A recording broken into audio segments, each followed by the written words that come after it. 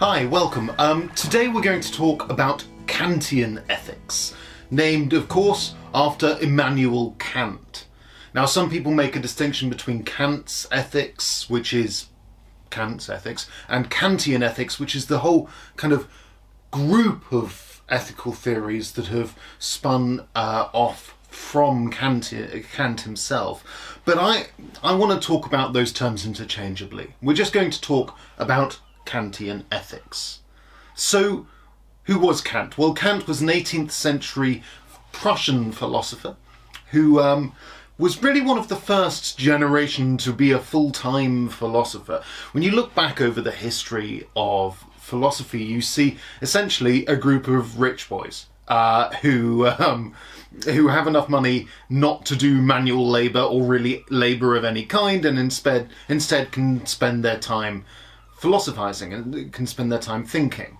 The examples like Aristotle and Plato are pretty obvious examples of that. In even Thomas Aquinas and so on come from very rich families.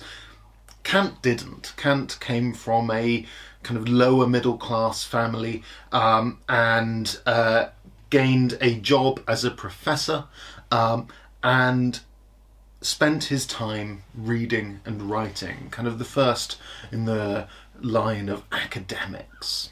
Now, Kant believed that morality was something altogether rather important, but gained not through belief in God.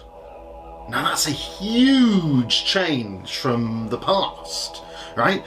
If we look over a brief history of ethics, we have from the kind of early Christian era onwards, our ethical framework from Augustine all the way through to Aquinas and so on is built around our idea that God has told us what to do. Kant firmly rejects that. Kant thinks that morality doesn't come from up there, rather it comes from, well, within here. Kant's basis for ethics is us, and us in two particular ways.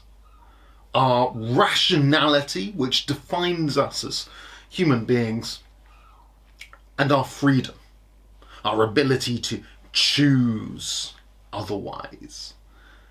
These two things, Kant thinks, form the basis for ethics.